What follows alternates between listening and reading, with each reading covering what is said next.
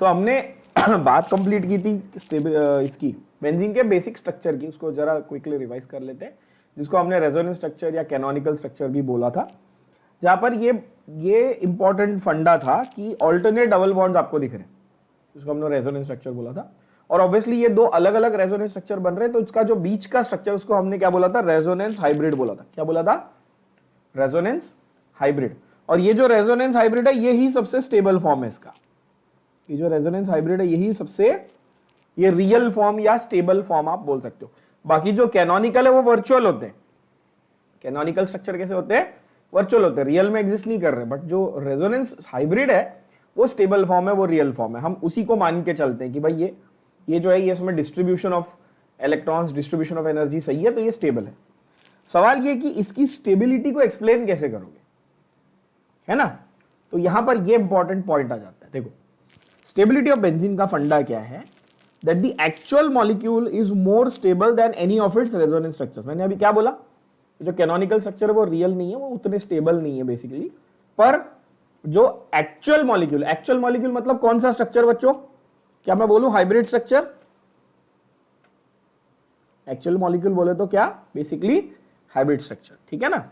ये अपने corresponding canonical structure या करस्पॉन्डिंग रेजोनेंस स्ट्रक्चर से ज्यादा स्टेबल है। मार्क करके रखो। क्यों है ऐसा? So that the pi bonds resist breaking. देखो ये स्टेबिलिटी जो है, ये स्टेबिलिटी क्या करती है? पाई बॉन्ड्स की ब्रेकिंग को रेजिस्ट करती है। कैसे बनती है स्टेबिलिटी, क्यों आती है? Let's try and understand. अगर हम ऑर्बिटल ओवरलैप की पिक्चर को देखें, कैसे देखेंगे? ऑर्बिटल ओवरलैप की, तो अपने को बेंजीन की स्टेबिलिटी समझ में आएगी। अब ये ऑर्बिटल ओवरलैप क्या होता है, जरा इसको समझते हैं। तो यार देखो, there are two types of bonds. कौन से? सिग्मा बॉन्ड और पाई बॉन्ड।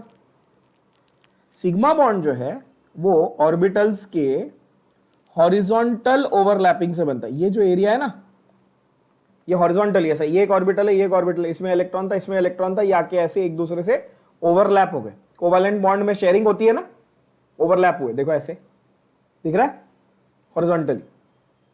तो इसको आप क्या बोलते हो? सिग्मा बॉन्ड बोलते हो, ठीक है? और अगर वर्टिकली ओवरलैप होते हैं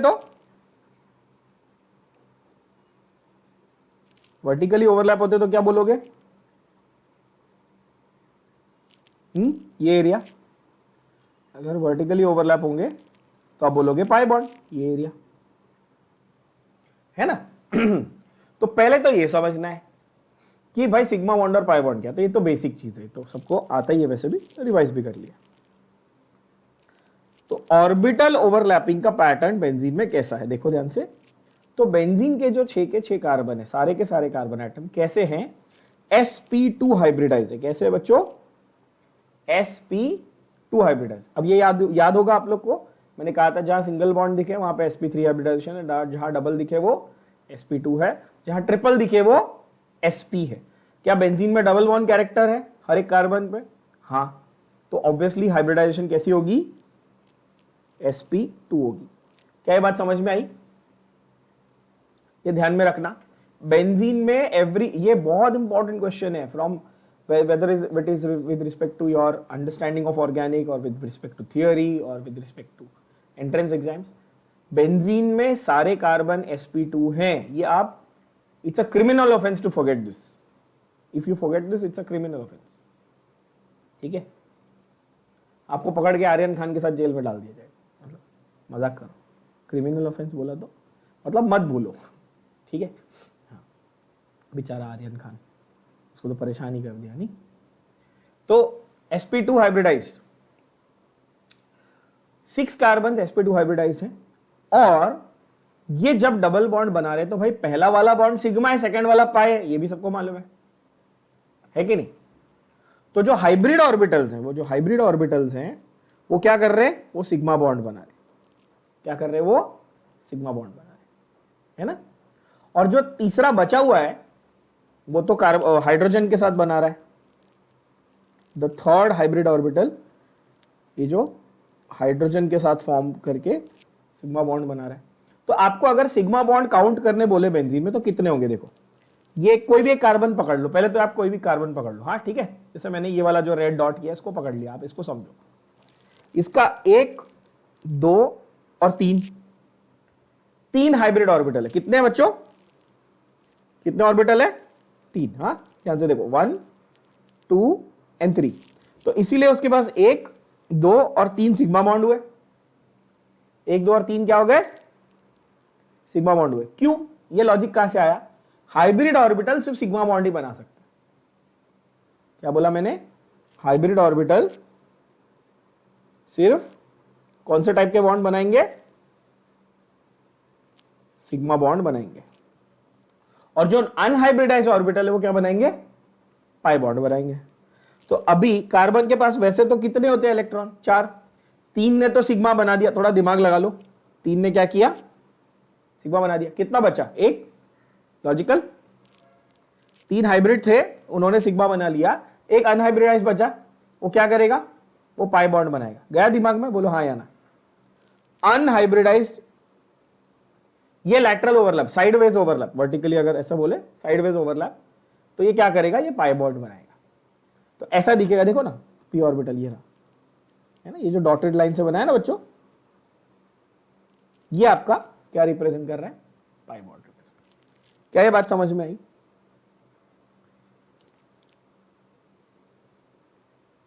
तो मेन जो पूरी लाइन से बनाया हुआ है ये सिग्मा बॉन्ड है,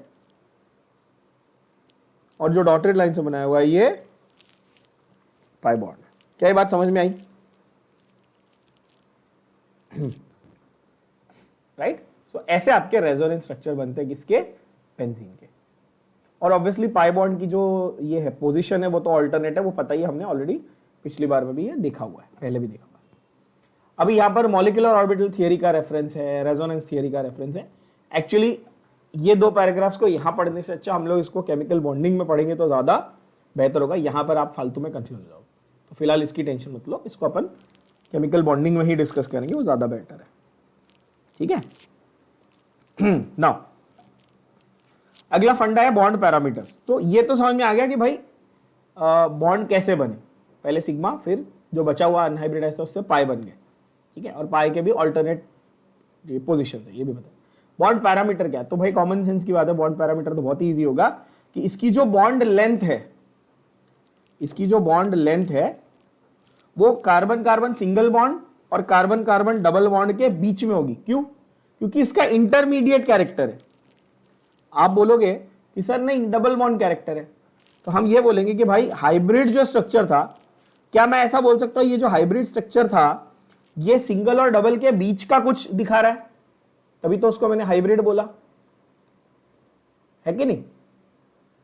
तो अगर C और C सिंगल बॉन्ड और C और C डबल बॉन्ड, अगर मैं ऐसे बोलता हूं, बॉन्ड लेंथ की बात करता हूं, तो बेंजीन का जो बॉन्ड लेंथ है कार्बन कार्बन का, वो इनके कहीं बीच में आएगा। क्यों, क्योंकि इसमें तो टेक्निकली ये दिख रहा है ना, 1.5 बॉन्ड दिख रहे हैं, बोलो हाँ या ना, समझ में आ रही बात। तो बॉन्ड पैरामीटर यानी बॉन्ड लेंथ की अगर मैं बात करूं, तो बॉन्ड लेंथ क्लियरली ऐसा पता चलता है कि वो सिंगल और डबल के रफली कहीं पे बीच में आता है।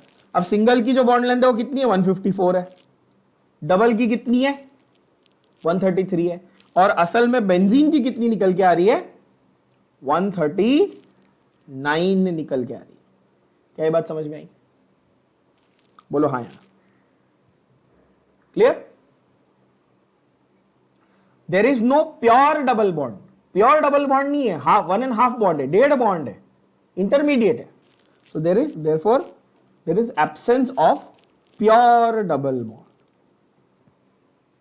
है ना। पूरा का पूरा सी डबल बॉन्ड सी थोड़ी है, टेक्निकली तो ऐसा है, C 1.5 बॉन्ड C ऐसा है ना। 1.5 बॉन्ड बोलने में अजीब लगता है ना, और बिकॉज यहाँ पे प्योर नहीं है इसलिए क्या है, डबल बॉन्ड कैरेक्टर पूरी तरह से नहीं है। तो अनयूजुअल बिहेवियर, थोड़ा अनएक्सपेक्टेड बिहेवियर, है ना। उसके बाद हक्कल रूल को तो हमने डिटेल में सीख लिया, हमको पता ही है एरोमेटिक कैरेक्टर हक्कल रूल क्या होता है। इसको क्विकली रिवाइज कर लेते हैं। हक्कल रूल क्या बोलता है भाई, हक्कल रूल बोलता है there are 3 rules to determine aromaticity. कोई कंपाउंड एरोमेटिक है या नहीं है, इसको डिटरमाइन करने के लिए क्या है हमारे पास, there are 3 criteria, 3 rules that need to be satisfied. 3 criteria है जिनको आप सेटिस्फाई करो तो एरोमेटिक है कंपाउंड, ये प्रूव हो जाता है। पहला कि भाई वो साइक्लिक और प्लेनार होने चाहिए। इसका मतलब क्या है कि सारे के सारे कार्बन sp2 हाइब्रिडाइज ही होने चाहिए। क्या बात समझ में आई? कंपाउंड कैसा होना चाहिए, साइक्लिक या प्लेनार होना चाहिए, यानी कि सारे के सारे कार्बन एटम कैसे होने चाहिए बच्चों, sp2। कार्बन नहीं मतलब कोई और, सपोज नाइट्रोजन भी रहेगा तो भी अगर sp2 है तो चाहिए बस, है ना। ऑल एटम्स बोला और कार्बन एटम्स नहीं बोला है, ऑल एटम्स बोला है, ध्यान से पढ़ना, ठीक है ना।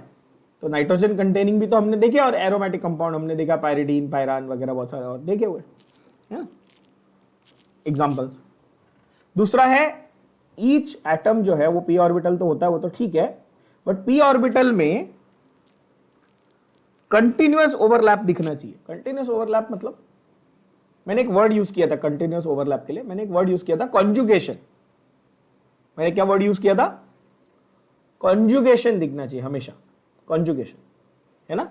And last but not least, and this is the most important point, जो एक्चुअल हक्कल रूल है, देखो व्हेन दे से हक्कल रूल्स तो वो 3 रूल्स है, बट उसमें से मेन वाला कौन सा है, थर्ड वाला, उसी को एक्चुअली हक्कल रूल बोलते हैं। हाँ, वो क्या बोलता है कि जो पाई इलेक्ट्रॉन्स है, pi electrons, they should be 4n+2 pi electrons in number. कितने इलेक्ट्रॉन्स होने चाहिए, जो इलेक्ट्रॉन्स डबल बॉन्ड में यानी कि पाई बॉन्ड में इन्वॉल्व हैं उनका नंबर कितना होना चाहिए, 4n+2 होना चाहिए बच्चों। कितना होना चाहिए, 4n+2, where n can be an integer, that is 0 1 2 3 etc. Whole number बोलना चाहिए ना मैथमेटिक्स के हिसाब से, इंटीजर तो माइनस में भी होते। सही बोल रहा हूं, आई थिंक मेरी मैथ्स थोड़ी वीक है यार, सॉरी अगर गलत बोल रहा हो तो, बट जहां तक मेरी नॉलेज है मैथ्स की, 0 1 2 3 तो होल नंबर का सेट हुआ ना, राइट। एनीवे चलो टेक्स्ट बुक में इंटीजर लिखा हुआ है कोई बात नहीं, बट आप लोग होल नंबर समझ लेना, 0 1 2 3, है ना। तो एक एग्जाम्पल हमने ऐसा देखा हुआ है ऑलरेडी, हमने देखा कि अगर आप n को 0 मान लो तो कितने इलेक्ट्रॉन होने चाहिए, तो 4 × 0 + 2, तो ओवरऑल कितने हुए, 2 इलेक्ट्रॉन, है ना। फिर अगर 4 को 1 मान लो, n को 1 मान लो, सॉरी n को आप n को क्या मान लो, 1, तो 4 × 1 + 2 मतलब कितने इलेक्ट्रॉन, 6 इलेक्ट्रॉन। 6 इलेक्ट्रॉन मतलब कितने डबल बॉन्ड, 3 डबल बॉन्ड, है ना। बेंजीन में देखो 1 2 3, क्या बेंजीन बाकी क्राइटेरिया को सेटिस्फाई करता है, हाँ, सारे कार्बन sp2 हैं, प्लेनार स्ट्रक्चर है, साइक्लिक है, कॉन्जुगेशन है और 6 इलेक्ट्रॉन भी है, इसलिए बेंजीन क्या है, एरोमेटिक है। मैंने आपको बेंजीन, नैफ्थलीन ये सारे एग्जांपल ऑलरेडी ड्रॉ करके बताए हुए है ना। बहुत सारे एग्जांपल आपको यहाँ पर ड्रॉ करके वैसे भी बताए हुए, जैसे बेंजीन को डिटेल में समझाया था, एरोमेटिक है। फिर आपके पास साइक्लोब्यूटाडाइन है, ये रहा सेकंड एग्जांपल। नैफ्थलीन आपको पता ही है सबको, 2 बेंजीन रिंग साथ में लगाओ तो नैफ्थलीन होता है ना। टेक्स्ट बुक में भी यही सेम एग्जांपल दिए हुए, देख सकते हो। तो यहाँ पर उन्होंने ये जो डिटेल में एक्सप्लेन किया है अलग अलग एग्जांपल्स, वो ऑलरेडी हमने कवर किए हैं। You can just go through this, इसको आप रीड कर लो कि इनमें क्यों, एक एक पैराग्राफ को आप रीड कर लो कि ये क्यों एरोमेटिक में काउंट होने चाहिए, है ना। पायरिडीन जो है वो एक अच्छा एग्जांपल है, इसके बारे में जरा बात करते हैं कि पायरिडीन क्यों एरोमेटिक में काउंट होना चाहिए, है ना। पायरिडीन को क्यों एरोमेटिक में काउंट करना चाहिए, तो पहली बात तो ये समझो कि भाई पायरिडीन है क्या, क्या है पायरिडीन, इस तरह से ना, हेट्रो एरोमेटिक है, राइट। पायरिडीन बच्चों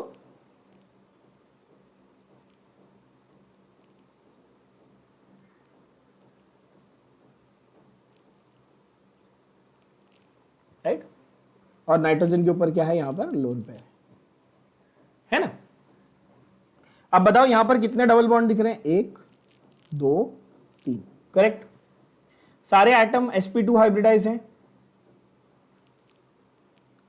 क्यों, क्योंकि ये नाइट्रोजन के ऊपर भी डबल बॉन्ड दिख रहा है, ये कार्बन के ऊपर भी डबल बॉन्ड दिख रहा है, बाकी वैसे भी हर कार्बन पे कोई ना कोई डबल बॉन्ड कैरेक्टर है ही, तो सारे sp2 हाइब्रिडाइज। आप बोलोगे ठीक है, 6 इलेक्ट्रॉन है मतलब 4n+2 में आ रहा है, ये भी ठीक है। ऑल्टरनेट डबल बॉन्ड कॉन्जुगेशन दिख ही रहा है, ठीक है। तो क्या होता है, there are 3 double bonds, 6 pi electrons, and जो अनयूज्ड, ये वाला जो मेन है, जो अनयूज्ड है ना, वो नॉन बॉन्डिंग इलेक्ट्रॉन है। वो क्या है, नॉन बॉन्डिंग इलेक्ट्रॉन है। तो यहां पर कुछ बच्चे ये आर्ग्यू करते हैं, कि सर ये वाला जो है ना लोन पेयर, उसको आप गिनो ना एज पार्ट ऑफ रेजोनेंस। क्या बोलते हैं, जो लोन पेयर वाला नाइट्रोजन का जो लोन पेयर ऑफ इलेक्ट्रॉन है, उसको आप गिन लो as part of resonating structure. भाई लेकिन ये रेजोनेंस में पार्ट ले रहा है यहां पे, क्या ये पार्ट ले रहा है रेजोनेंस में? रेजोनेंस में कौन हिस्सा ले रहा है बताओ? 1, 2 और 3, बरोबर है? बोलो हाँ या ना। ये वाला लोन पेयर रेजोनेंस में पार्ट ले रहा है क्या यहां पे? नहीं ले रहा है ना। तो ऑब्वियस है कि भाई ये नहीं ले रहा, तो मैं इसको क्यों गिन रहा हूं? नहीं गिनना है। तो 6 इलेक्ट्रॉन, तो 4n+2 की वैल्यू कितनी आई? 6। और अगर 6 आई वैल्यू, तो सीधी बात है कि ये एरोमेटिक होगा, हेंस पाइरिडीन इज एरोमेटिक, है ना। अगर वैल्यू 6 नहीं होती, 4n+2 की वैल्यू 6 नहीं होती, सपोज 8 होती, तो वो एंटी एरोमेटिक हो जाता। सपोज 8 होती तो क्या हो जाता? वो एंटी एरोमेटिक हो जाता, है ना। यानी कि सिर्फ 4n जब क्या आती है वैल्यू, जब 4n आती है, तो ऐसे ही दिखना, ऐसे समझना। क्या बोल रहा हूं मैं, देखो हक्कल रूल, नंबर ऑफ इलेक्ट्रॉन्स अगर 4n+2 होंगे तो क्या बोलोगे आप? कंपाउंड कैसा है? एरोमेटिक। और नंबर ऑफ इलेक्ट्रॉन्स अगर 4n है तो क्या बोलोगे? Anti aromatic. क्या ये बात समझ में आई? तो अगर मैं ऐसा एक स्ट्रक्चर बना दूं, ये बताओ कितने इलेक्ट्रॉन पार्टिसिपेट कर रहे हैं रेजोनेंस में? ये रहे 1 बॉन्ड 2 बॉन्ड, टोटल कितने? 4। तो 4 4n की कैटेगरी में आएगा कि 4n+2 की कैटेगरी में आएगा? जरा बताओ। 4n की कैटेगरी में आएगा, सीधी बात है। कैसे भाई? n को 1 कर दो तो ये आ गया आंसर 4। यहां पर n को 1 करूंगा तो आंसर 6 आता है, 2 करूंगा तो 10 आता है, 3 करूंगा तो 14 आता है।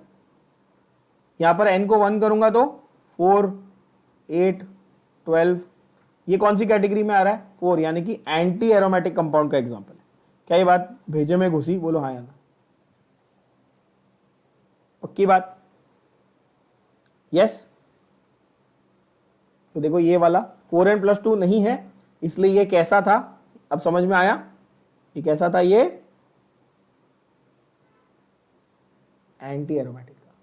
साथ साथ मैं क्या को थोड़ा कॉन्सेप्ट में जाते हैं। अगर साथ साथ मैं ऐसा बोलूं कि अगर मैं एरोमेटिक को बहुत स्टेबल मान रहा हूं ड्यू टू रेजोनेंस, तो क्या मैं उल्टा ऐसे भी मान सकता हूं कि एंटी एरोमेटिक वाले बिल्कुल स्टेबल नहीं है, हाईली रिएक्टिव है? यस और नो? लॉजिकल? इसमें कुछ ज्यादा रॉकेट साइंस है क्या? अगर एरोमेटिक वाले स्टेबल है तो एंटी एरोमेटिक वाले क्या है ना? सीधी बात है। तुमको पता है ना, मतलब कि आयरन मैन हीरो है और थैनोस विलन है, इसमें सोचना क्या है ना। कुछ लोग हैं जो थैनोस को भी सही मानते हैं। कितने बच्चे जो थैनोस को सही मानते हैं? नहीं सर अच्छा किया उसने, मार ही देना चाहिए आधे लोगों को, ऐसा कितने लोग ऐसा सोचते हैं?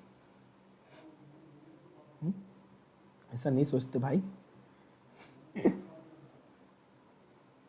वैसे थैनोस को ऐसा नहीं करना चाहिए था कि वो ऐसे करके उसने आधे लोग को मार दिया, तो ऐसे करके वो पूरी दुनिया के रिसोर्सेज को डबल कर देता तो काम हो जाता ना। थोड़ा दिमाग लगाना चाहिए था कि ऐसा पेट्रोल डीजल कोल सब बढ़ा दो ना, डबल कर दो ना। हाँ वही तो मारा मारी उसी की चीज की तो है। तो खैर थैनोस की बात अलग। यहाँ पे तो पायरिडीन है, एरोमेटिक है। सेम वे साइक्लोहेप्टाट्राइन जो है वो नॉन एरोमेटिक है। अब आप बोलोगे सर ये नॉन एरोमेटिक क्यों बोल रहे हो आप, एंटी क्यों नहीं बोल रहे हो भाई? तो देखो यहाँ पे 4n+2 तो है, लेकिन ये वाला जो स्ट्रक्चर है ये sp3 है ना, मतलब इसमें कॉन्जुगेट, इसमें आपके ये नहीं है, क्या बोलते हैं, प्लेनैरिटी नहीं है, क्योंकि सारे के सारे sp2 हाइब्रिडाइज नहीं है, तो पहली वाली ही कंडीशन रॉन्ग हो गई वहां पे, तो इसलिए ये नॉन एरोमेटिक है। अगर पहली दोनों कंडीशन सेटिस्फाई और 4n आ रहा है तो एंटी एरोमेटिक है। क्या ये बात समझ में आई? और अगर पहली दो में से कोई एक कंडीशन फेल हो गई तो नॉन एरोमेटिक है बच्चों। क्या ये बात क्लियर है? यस।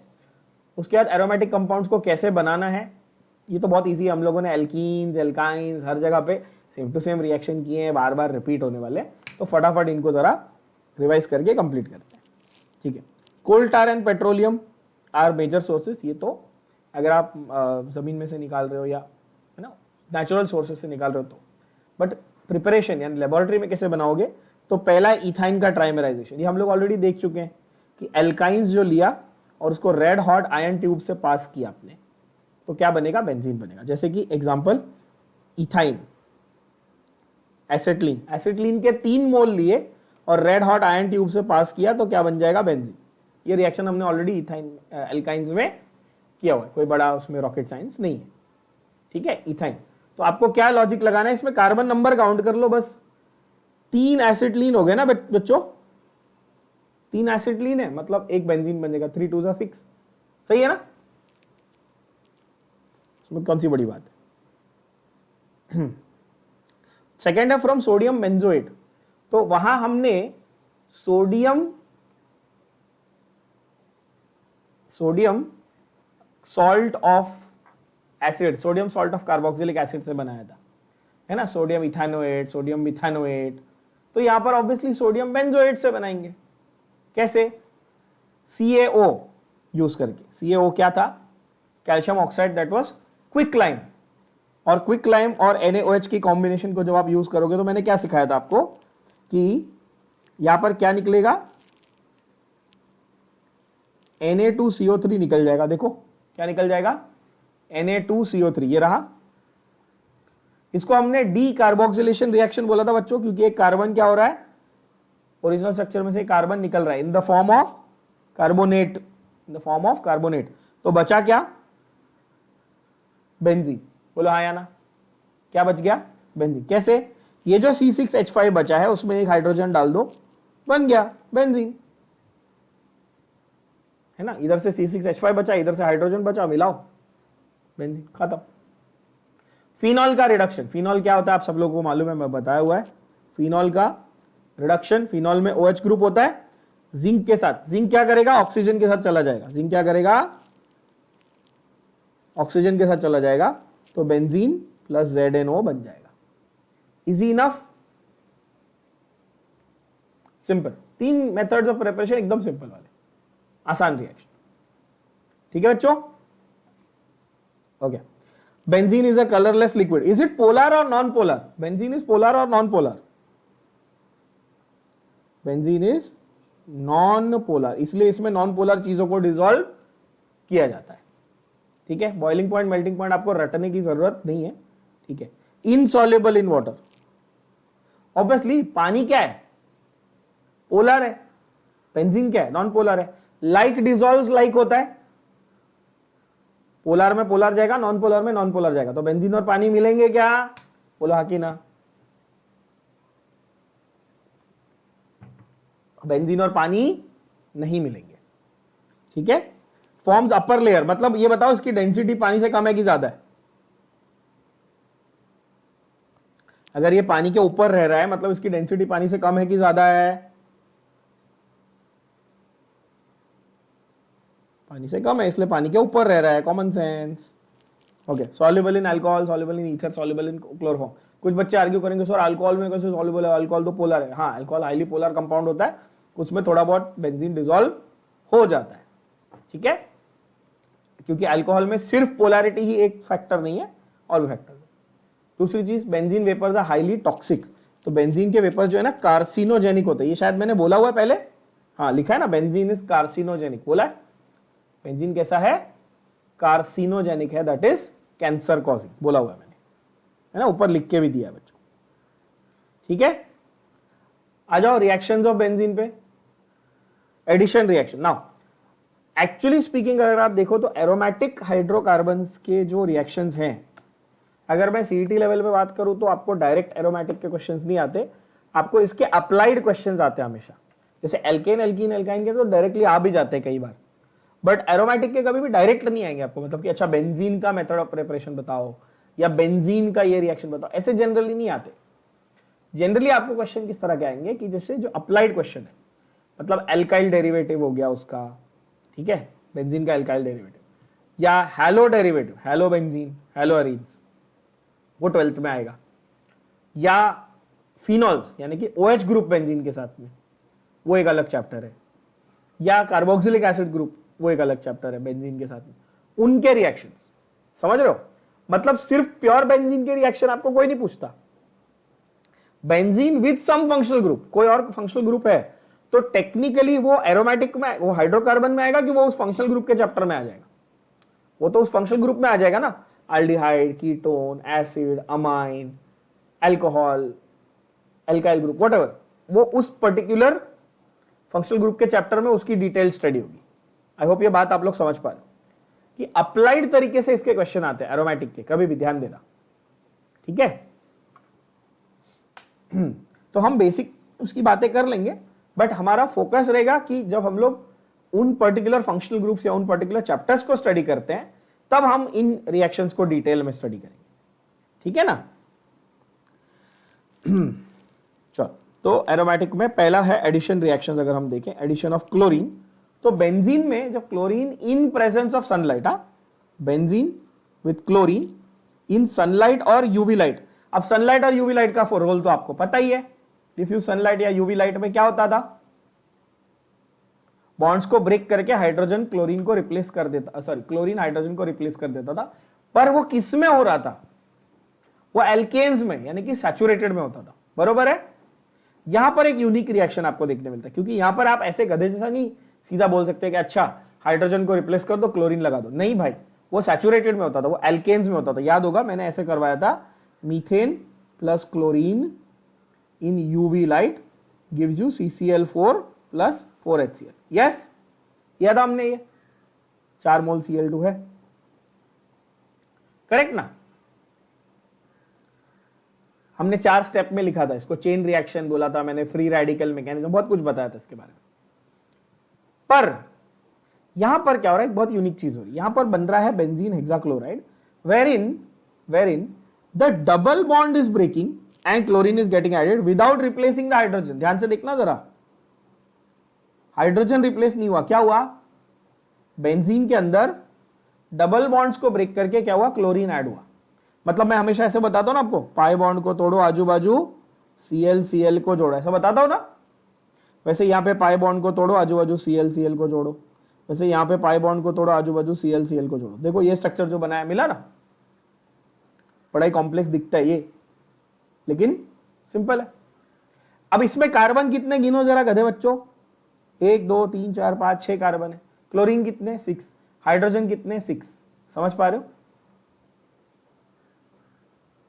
6 कार्बन, 6 हाइड्रोजन, 6 क्लोरीन, तो बेंजीन हेक्साक्लोराइड, क्लियर हुआ नाम? इसका दूसरा नाम है गैमेक्सेन, क्या नाम है, गैमेक्सेन, और लिंडेन, क्या नाम है, lindane. Now this is used as an alternative to DDT, which is a very harmful pesticide. It used to be, बहुत पहले यूज होता था, अभी भी होता है, बट पहले बहुत यूज होता था, और ये उसका एक ऑल्टरनेटिव है। उसका क्या है ये ऑल्टरनेटिव? पेस्टिसाइड और इंसेक्टिसाइड तो आई एम श्योर सब लोग समझते हैं, है ना, एग्रीकल्चर में जो इंसेक्ट्स या पेस्ट को मारने के लिए। इंटरेस्टिंगली इसका एक और नाम है जिसको हम लोग बोलते हैं 666। क्यों बोलते हैं 666? क्योंकि इसमें 6 कार्बन, 6 हाइड्रोजन और 6 क्लोरीन, इसीलिए इसको इस नाम से भी जाना जाता है। ठीक है बच्चों, ये थोड़ा इंटरेस्टिंग क्वेश्चन बन जाता है कि भाई 666 का दूसरा नाम क्या है, तो गैमेक्सेन भी है, लिंडेन भी है, और बेंजीन हेक्साक्लोराइड यानी BHC भी है, और इसको यूज कहां किया जाता है बच्चों, एज एन इंसेक्टिसाइड यूज किया जाता है। I hope that is clear, easy, simple, right. उसके बाद आता है एडिशन ऑफ हाइड्रोजन, ये तो बहुत ही इजी है, सबको मालूम है यार। बेंजीन और हाइड्रोजन अगर निकल कैटलिस्ट, निकल की जगह पे हम लोग को आइडियली क्या यूज करना चाहिए, तो हम लोग को सर प्लैटिनम पैलेडियम यूज करना चाहिए। क्यों नहीं करते सर, हमारी औकात के बाहर है, क्योंकि हम लोग सब गरीब लोग हैं, मतलब इंक्लूडिंग मी है, तुम नहीं, मैं भी गरीब हूँ। हाँ, हम प्लैटिनम पैलेडियम लेके रिएक्शन नहीं करते, तो हम क्या यूज करते हैं, हम यूज करते हैं पहली फुर्सत में निकल यूज करते हैं हम लोग। हाँ, उल्टा सीधा मत सोचो, हाँ निकल यूज करते हैं हम लोग, है कि नहीं। तो रैने निकल है ना, बेसिकली हमने ये वर्ड सीखा था, याद है सबको, रैने निकल है ना। निकल जो है वो यूज किया जाता है एज एन एड्सॉर्बेंट, या बेसिकली एक क्या बोलते हैं, एक मेटल है बेसिकली जो यहां पर कैटलिस्ट का काम कर रहा है। तो जब ये कैटलिस्ट आप यूज करोगे तो क्या होगा, पाई बॉन्ड ब्रेक होगा और हाइड्रोजन ऐड हो जाएगा, यानी benzene is going to become cyclohexane. क्या ये सेम लॉजिक हम लोगों ने सेबेटियर सेंट्रल रिएक्शन में एल्कीन से एल्केन, एल्काइन से एल्केन बनाने में यूज किया था। स्टार्ट में जो पहला रिएक्शन किया हमने क्या पढ़ा, यही पढ़ा ना कि अनसैचुरेटेड से सैचुरेटेड कैसे बनाना है, करेक्ट। हाइड्रोजन गैस ऐड करनी है और एरो पे क्या लिखना है, प्लेटिनम और पैलेडियम और रैने निकल लिखना है। क्या ये बात समझी। ओजोन वाला रिएक्शन थोड़ा मस्त है, क्योंकि यहां पर बच्चे हमेशा ड्रॉ करते वक्त डरते हैं कि सर ये बड़ा कॉम्प्लेक्स सा दिख रहा है ना, ये जो स्ट्रक्चर है, ऑनेस्टली बोलना ये देख के ऐसा लगता है ना, अरे यार सर ये बड़ा कॉम्प्लेक्स है, ये समझ नहीं आ रहा कि क्या चल रहा है इसमें, है ना। जबकि एक्चुअली ये बहुत इजी है, ये लोग ने फोकट में कॉम्प्लिकेटेड बनाया है इसको।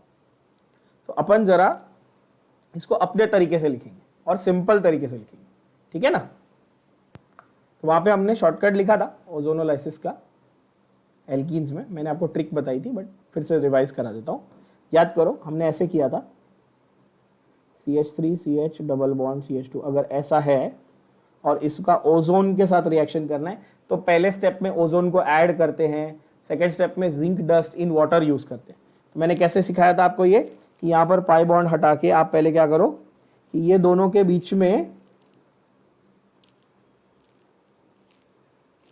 एक ऑक्सीजन लगा दो और फिर दोनों को ऑक्सीजन ऑक्सीजन लगा के ज्वाइन कर दो इस तरह से, और फिर जिंक आएगा, जिंक क्या करेगा, ये वाले ऑक्सीजन को निकाल देगा और इधर एक एल्डिहाइड इधर एक एल्डिहाइड ऐसा बन जाएगा। याद आया होगा, है ना। इस तरह से स्ट्रक्चर हमने बनाया था किसमें, एल्कीन्स में, ओजोनोलाइसिस का। उसका शॉर्टकट क्या दिया था मैंने, सीधा डबल बॉन्ड को तोड़ो, आजू बाजू ओ को जोड़ो, आंसर आ जाता है। अब यही सेम चीज अपने को बेंजीन में जरा लॉजिक लगाना है, ठीक है ना। देखो ध्यान से, और ये लिख के रखना, नहीं तो समझेगा नहीं तुम लोग को। क्या होता है कि ये स्ट्रक्चर बड़ा कॉम्प्लिकेटेड लगता है कुछ बच्चों को, है बड़ा इजी। देखो वैसे ओजोनोलाइसिस ऑफ ओजोन लिख दिया मैं, क्या कहता हूं, हाँ ओजोनोलाइसिस ऑफ बेंजीन, ठीक है, ओजोनोलाइसिस ऑफ बेंजीन। जरा समझो रिएक्शन, आपके पास बेंजीन रिंग है जिसमें ऑल्टरनेट डबल बॉन्ड है। अब कितने डबल बॉन्ड है, 3, तो आपको कितने 3 मोल ओजोन लेने पड़ेंगे। क्या ये बात समझ में आ रही है। ये तो फेयरली सिंपल लॉजिक है, इसमें तो कोई रॉकेट साइंस नहीं है। 3 डबल बॉन्ड है तो 3 मोल ओजोन लेने पड़ेंगे, सही बोल रहा हूं। अब होगा क्या कि ये जो बेंजीन रिंग थी, ये जो बेंजीन रिंग थी, इसमें मैंने क्या बोला अभी थोड़ी देर पहले कि डबल बॉन्ड हटा के अपने को क्या करना है, जहां जहां डबल बॉन्ड था वो 2 कार्बन के बीच में एक ऑक्सीजन और वो दोनों कार्बन के ऊपर एक ऑक्सीजन, ऐसा आएगा। ध्यान से सुनना। तो यहां पर कार्बन के 6 ऐसे एटम थे, समझो इन दोनों के बीच में डबल बॉन्ड है, तो मेरे को क्या करना है, इन दोनों के बीच में एक ऑक्सीजन लगाना है और इन दोनों के ऊपर एक एक ऑक्सीजन लगाना है। क्या ये बात समझ में आई। तो एक ओजोन यहां यूज हो गया, बोलो हाँ या ना। एक ओजोन यहां यूज हो गया ना। सेम वे दूसरा ओजोन कहां यूज होगा, ये देखो यहां पे। क्लियर हुआ। देखो आप बोलोगे हाँ। तीसरा ओजोन कहां यूज होगा,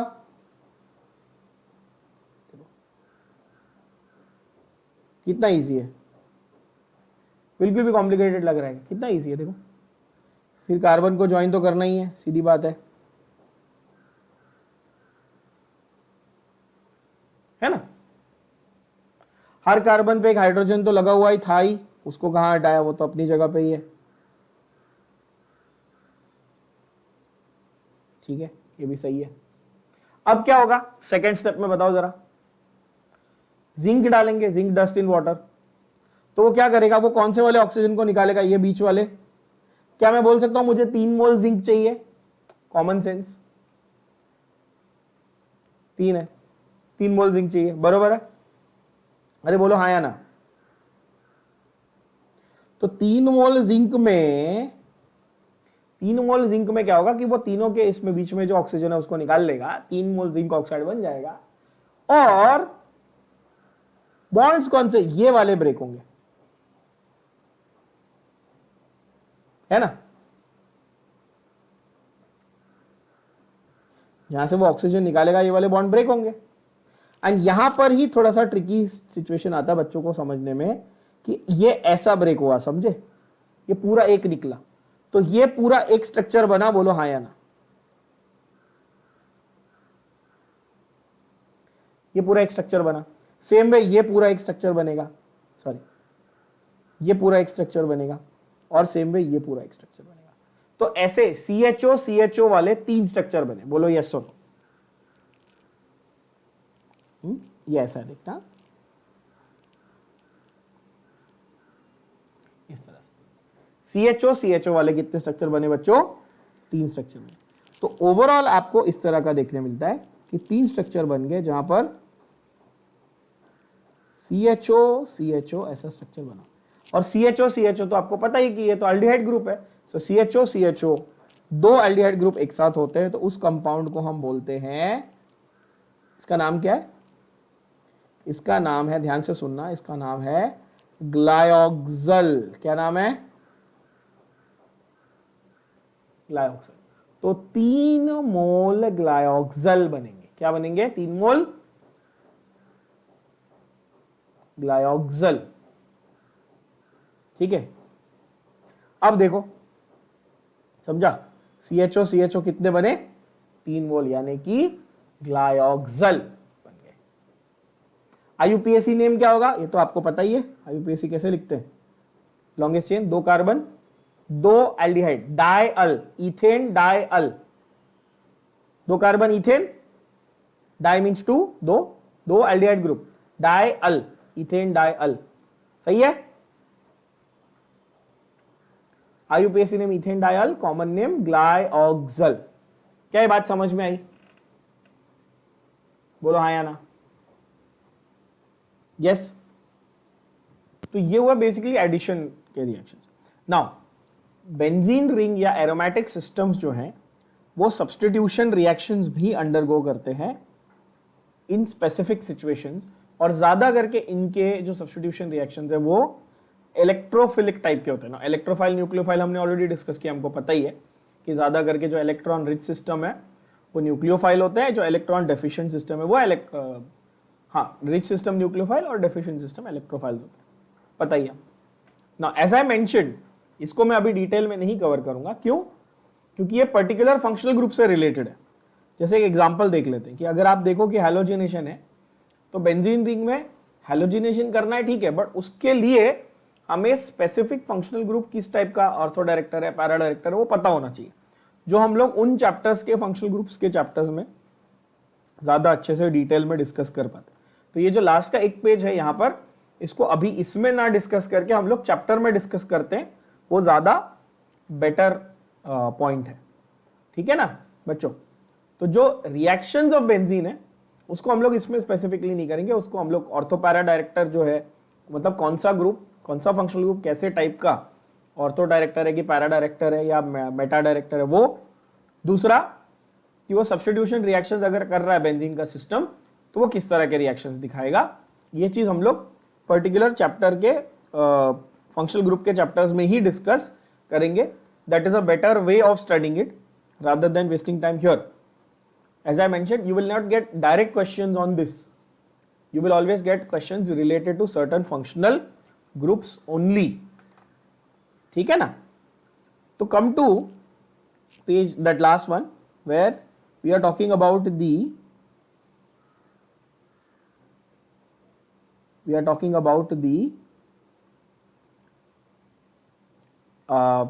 carcinogenicity and the toxicity of benzene. That's the last thing that we are going to cover. Benzene जो है वो टॉक्सिक भी है और कार्सिनोजेनिक भी है, ये हमको पता ही, ऑलरेडी मैंने बताया आपको, है ना। In fact it is called as the mother of all carcinogens. मतलब जितने भी कैंसर कॉजिंग, सबसे पॉपुलर कैंसर कॉजिंग चीज क्या है बच्चों, जो हमने सुनी है, हमने 1000 बार देखी है? स्मोकिंग, निकोटीन, टोबैको, है ना, cigarette, smoke and all that, right.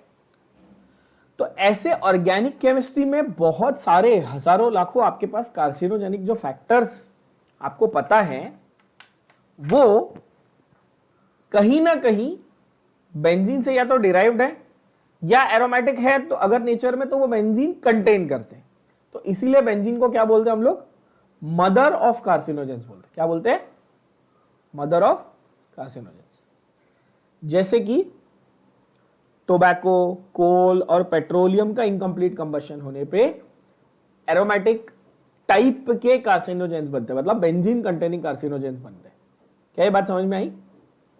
जहां पर भी तंबाकू जलाया जाता है, कोल जलाया जाता है, पेट्रोलियम जलाया जाता है, तो जो बाय प्रोडक्ट्स बनते हैं उसमें से बहुत सारे कार्सिनोजेनिक बाय प्रोडक्ट्स होते हैं जिसमें बेंजीन रिंग प्रेजेंट होती है। क्या ये बात समझ में आई?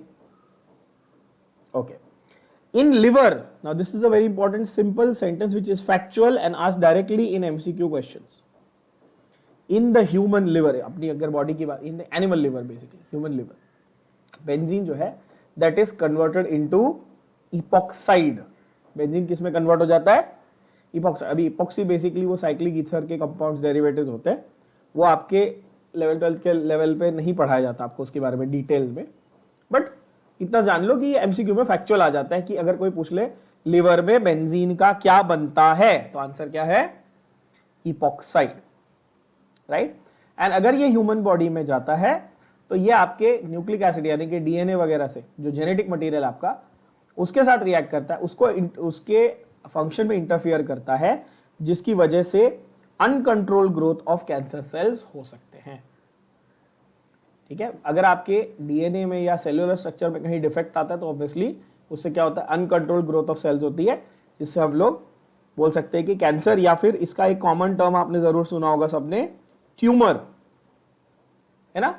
कैंसर यानी कि बेसिकली ट्यूमर डेवलप होता है, राइट। That is basically uncontrol growth of cells. Okay, now exercise questions that are given, इसमें से जरा एमसीक्यू क्वेश्चंस को अपन थोड़ा सा डिस्कस करते हैं, तो अपने कॉन्सेप्ट्स थोड़े से क्लियर हो जाएंगे और टेस्ट हो जाएंगे। जैसे कि हाईएस्ट बॉइलिंग पॉइंट उसने पूछा, कौन से कंपाउंड का हाईएस्ट बॉइलिंग पॉइंट है? तो मैंने क्या सिखाया आपको कि हमेशा बॉइलिंग पॉइंट जो है increases with carbon number but decreases with branching, correct. तो यहां पर देखना है कि कार्बन नंबर किसका कम है और ब्रांच ज्यादा किसमें। तो सिंपल तरीका क्या है, देखो यहाँ पे 5 कार्बन है, यहाँ पे 4 है, यहाँ पे 4 है और यहाँ पे 5 है, तो 4 वाले में से ही होगा, ये सॉरी 5 वाले में से ही होगा हायर बॉइलिंग पॉइंट चाहिए, ज्यादा। 4 वाले का कम होगा, 5 वाले का ज्यादा होगा, ये तो लॉजिकल है। अभी क्या बोला? Increases with carbon number. अभी 5 में ब्रांच वाले का कैसा होगा, कम की ज्यादा? ब्रांच वाले का कम होगा, तो अनब्रांच यानी एन मतलब अनब्रांच चेन ना, स्ट्रेट चेन अनब्रांच चेन, तो एन पेंटेन का सबसे ज्यादा होगा। क्या ये बात समझ में आई? अगर कोई आपको बोले इसको ऑर्डर में लगाओ, तो आप कैसे लगाओगे?